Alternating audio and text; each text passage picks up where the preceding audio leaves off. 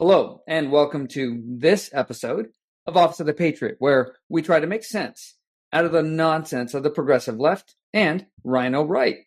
I'm your host, Myron Ybarra. And I'm your co-host, Angry Mike. I know you've been under the weather for a bit, Mike. I am glad to see that you're feeling a lot better and back on the show. Yeah, feeling much better and angry again. So let's do this. Let's do this. All right, like most of you, I've been glued to the computer and the TV watching hours upon hours of political news. And I do this so I can be informed, and that allows me to provide you content that's factual, even if it's based on my own opinion. Oftentimes, that also requires me to go to sources like CNN and MSNBC and, even Fox News. I find that when I watch some of these presentations or these interviews or editorial perspectives, and I can see that they are clearly lying, I find myself getting really angry. And that brings me to the point of this presentation, things that piss me off. So in this episode of Office of the Patriot, we're going to go through a short list of things that really get under my skin. And maybe you'll find some of the same things that irritate me or you as well.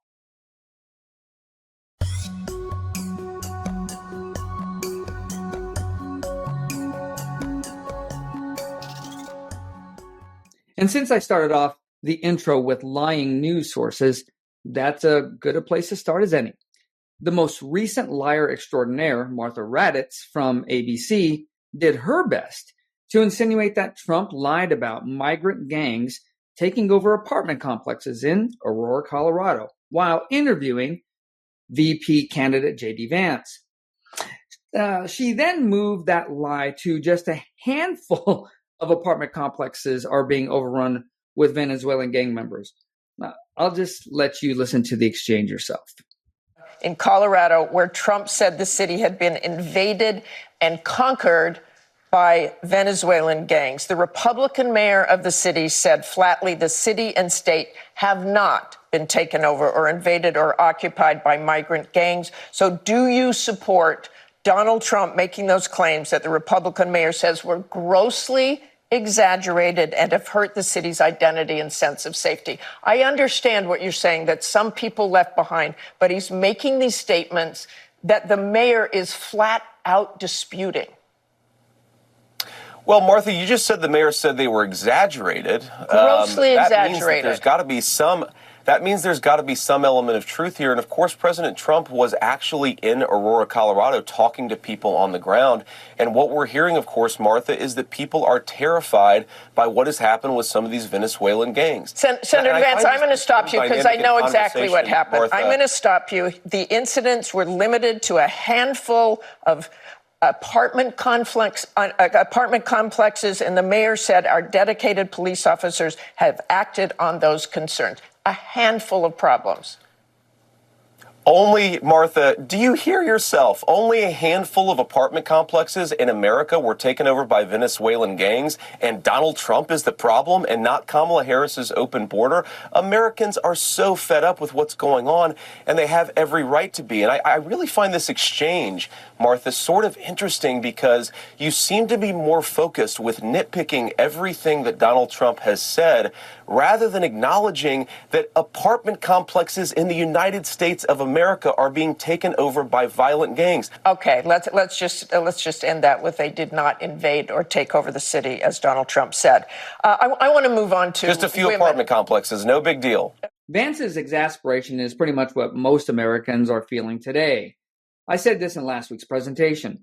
If people start paying attention to what they are seeing in their politicians and, in this case, the media, what they are doing, as opposed to listening what they are telling you to do, you'll get a better sense of whether they are lying to you or not. And I get it. Some of you may have TDS, which may impair your ability to look at facts objectively. But in order to see the truth, that's what you need to do. I believe one of the reasons legacy media is no longer carrying the market share of news dissemination for Americans is because they've lost credibility. I don't know about you, but It pisses me off every time somebody in the news lies to me about a topic that I'm already familiar with. For me, the straw that broke Kamala's back was the plandemic. Information that was coming from legacy news sources was supposed to be credible. And like most of you, I based my decisions on that information. But after a time, I started doing my own research because what they were saying just didn't sound right. I found that what they were saying was, basically bullshit. Now, all Americans are relegated to checking and double checking the news that they consume. So, to that end, I'm going to share with you one of the news sources I use.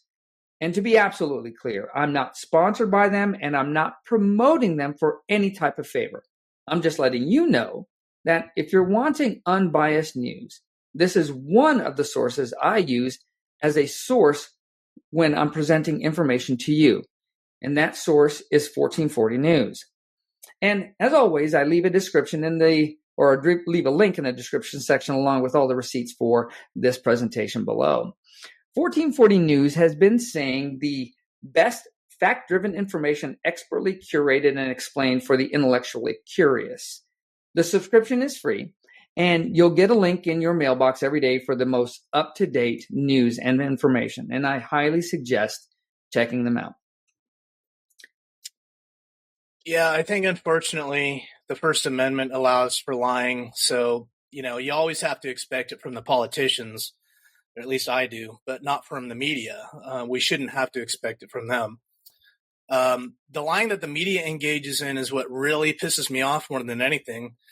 The media used to be fairly, trusted as a check and balance of the political class, but now they're all about ratings and, the money. So they need to get that money from their sponsors, and that's, through advertising and from, they're pushing agendas that help their bottom line, really. So it all comes back to the money.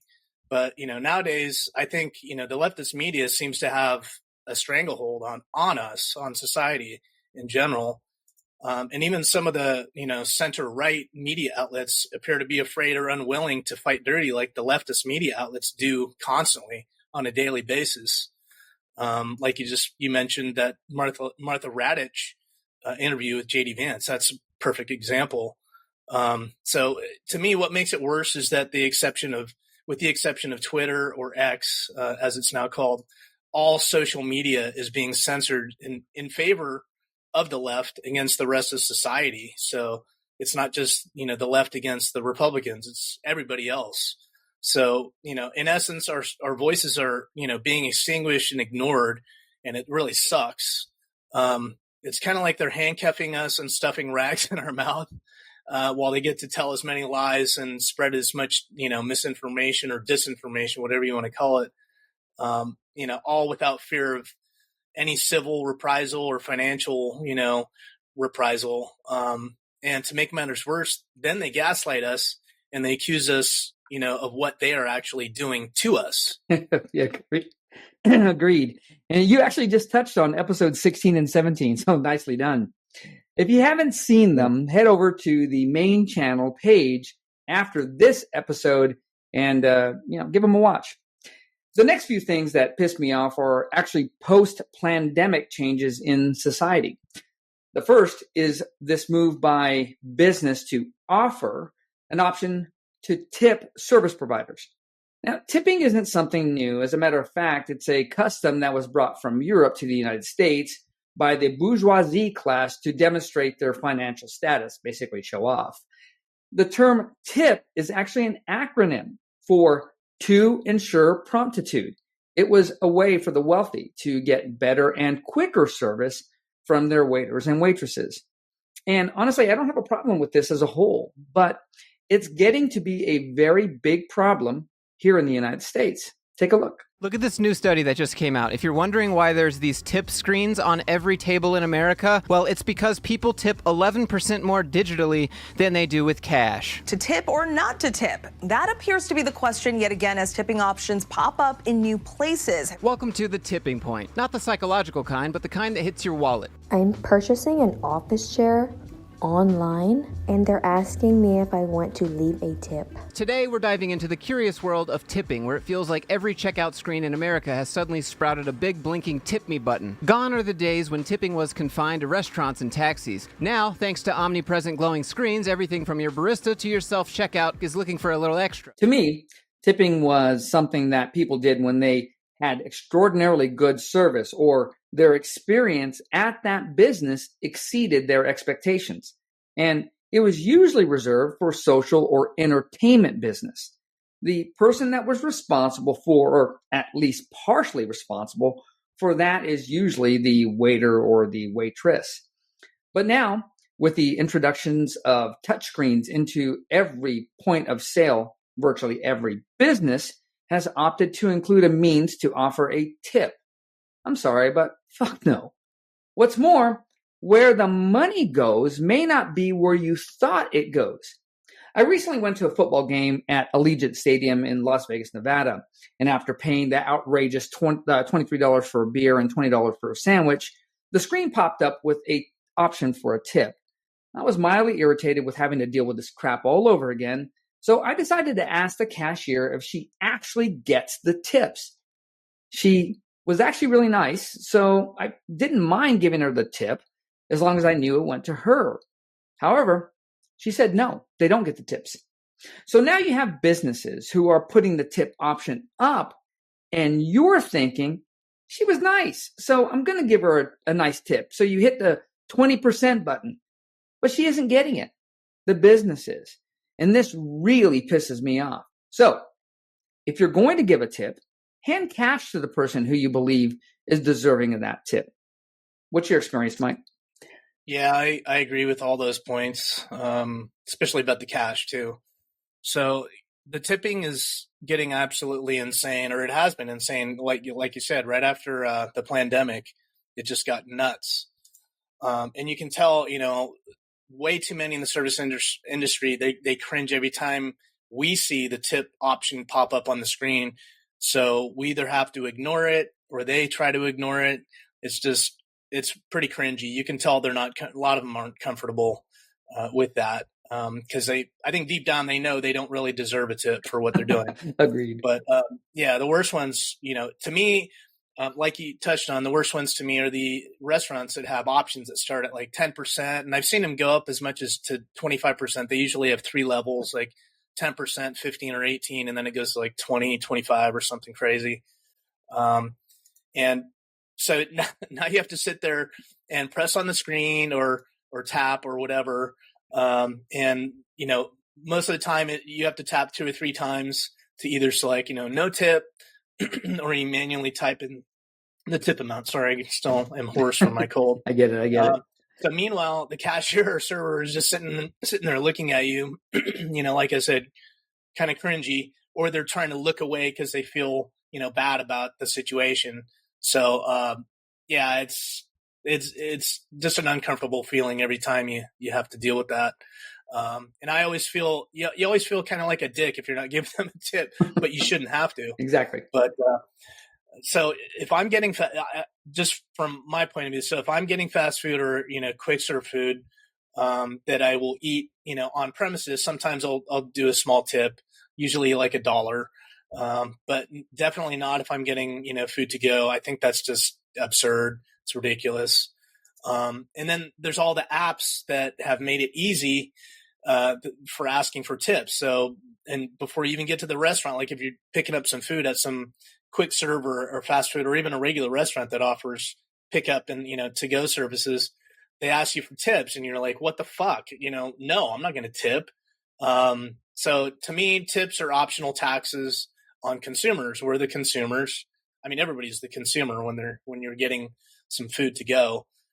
And like you said, it's most likely, not even going to the individual person, is going straight to the business and not to the workers. And that's a really good point on the optional tax on consumers. And since it's optional, yeah, I'm opting to say fuck no. The next thing that pisses me off is online convenience fees. And these fees are applied for pretty much everything now. Most people associate convenience fees with sporting events, as you'll see in this next video. But when you pay online, extra fees on top of the ticket price can make your jaw drop. Convenience fees, service fees, facility charges, all words that you may see when you check out, and they all add up. WCCO's Jennifer Merrily explains where those extra fees go and how you could avoid them. Whether you're taking in a Twins game or heading to see your favorite band,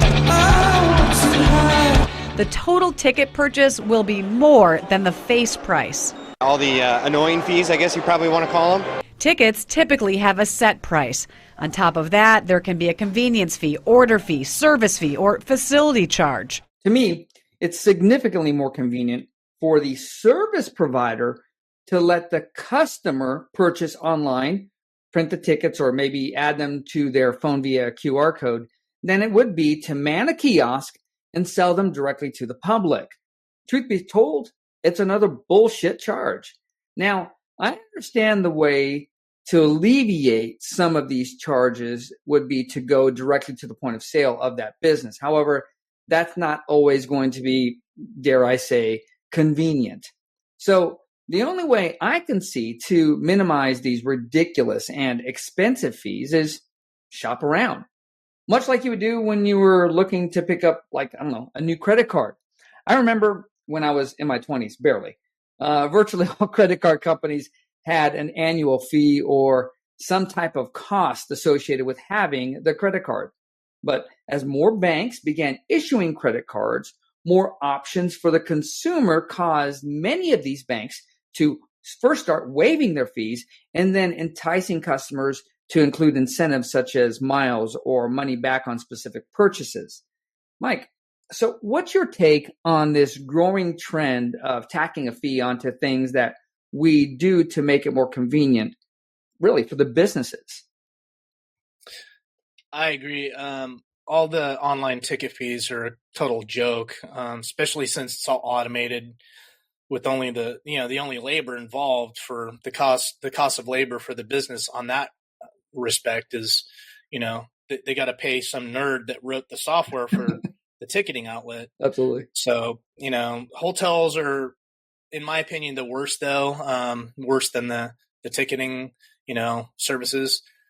They often have to charge fees based on local measures, municipal measures that voters pushed into the law. And then they tack on fees for stupid shit like cleaning, which is somehow now like an optional additional service. It's really retarded. I remember back in late 2020 and 2021 when things were kind of trying to get back to normal.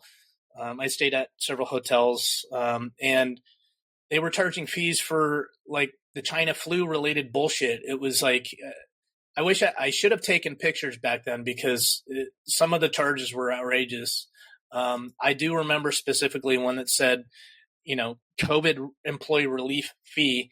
And I asked the person at the front desk, what the fuck is this all about? And it was only like $3 and it wasn't every day. It was just a single fee, but they told me it was to help the employees that had to take extended sick leave for their own illnesses or to care for family members. So, yeah, I start crying about that stuff. I mean, that's really all you can do. So you laugh or retarded. cry, one of the two. And finally, we get to one of the last things that pisses me off, and it actually touches on your hotel fee bullshit that pisses you off. And that's post-pandemic hotel service. Hotels that scaled back room cleaning found that more often than not, most customers didn't miss it. That is a lie. I'm sorry. I don't know who would miss having their room clean. Additionally, with the lack of labor, and I'm still reading this article from Yahoo Finance, it says labor prices are going up. Hotel owners are perfectly fine with not having to pay for housekeeping. And it goes on to say, I think the customer is the loser here. Room rates are fully back and more, but you're getting less service. And this is definitely, one of the issues that is creating this problem. Now, to be clear, shitty hotel service isn't the last thing that pisses me off. There's actually quite a few things, but these are the things that recently changed post-pandemic. So pre-pandemic, when you went to a hotel, especially a really nice one, and you stayed for 3 or more days consecutively, you would have had or have the hotel service that would come up daily, and they would make the bed, and they'd vacuum the room, and they'd take out the trash and clean up the bathroom, pick up and replace used towels, and just do a general cleaning around the room. Now, many of these hotels won't do any cleaning unless you're there for over 5 days, and that includes taking out garbage. Yet, they have no compunction about maintaining or even increasing their room rates. Now, during the unconstitutional lockdowns, I gave these hotels a pass, but not anymore. Fuck no. I got to the point now where I will literally call the front desk every damn day to have someone come up and pick up my garbage and replace my towels and even change my bed sheets. Truth be told, most of the time I opt for Airbnb because if I'm going to have to clean up after myself, I'd much rather have my own house or apartment with a full kitchen than a rinky-dink POS hotel room. I mean, come on. If you're charging an average of $200 a night and there's 30 nights in a month, that's $6,000 of revenue per room per month. And to put that in perspective, that's double the average mortgage for just 600 square feet of space. The least you can do is have some cleaning staff come up and spend 10 damn minutes in the room cleaning it up. I just don't even get it. Mike? Yeah, I've stayed in a few Airbnbs back in 2020 and 2021 as well. Most of the time it was because the hotels were just way overpriced, or they were closed and they didn't have enough occupancy, probably due to staffing, shortages or whatever. But, even now some hotels charge extra for daily cleaning services. It's just outrageous. And most of them, like you said, they only clean the room if you're there for an extended period of time, or when you check out, when they have to clean the room for the next guests to check in. So every time I stay at a hotel now, I have to request cleaning, and I ask for the fees to be waived if there is any additional fees, because I think it's total bullshit. And even now, some hotels are total dicks and they refuse to waive the fees. But I'll just tell them to deliver the fresh towels to my room. Like I said, pick up the garbage. That's the bare minimum. But on that subject, like sometimes you get the towels and they deliver them and they put them on the ground outside the hotel room, which is kind of gross. And then you see outside all the different rooms, people are leaving their dirty towels in a pile or the garbage. It's like it's just really stupid. So. I remember one hotel, straight up told me they only had one person to service the entire hotel, which had like 80 rooms at least. I said, why is that my problem? And, they had no answer. So even now, I find myself having to request a list of all the fees and bullshit when I check in, because I know they'll, put it on the final bill without you noticing, and then you got to make a big deal out of it, and it's just a hassle. Yeah, suffice to say, there are quite a few things that piss me and Angry Mike off. And if any of these things happen to piss you off, or if there are other things that are recent societal changes that irk you, do me a favor and share your experiences in the comment section below. Your comments help the channel, and I don't know, who knows? You may give me or Angry Mike an idea for a future presentation. What all this comes down to is a shift in the moral fabric of the United States. And I think there will be more changes in the months and years to come. So just prepare yourself for new and exciting things to piss you off. When it does happen, might I suggest remembering and maybe even reciting the serenity prayer to help you cope. God grant me the serenity to accept the things I cannot change, the courage to change the things that I can, and the wisdom to know the difference. And this concludes today's episode of the Office of the Patriot. And as always, if you enjoyed the presentation, please take the time to like, subscribe, and share the content on social media. It's really appreciated. What he said. Also, please take the time to comment. Viewer engagement via comments is a major metric for channel accessibility on most social media platforms like YouTube, Rumble, and the one that we all hate, Facebook.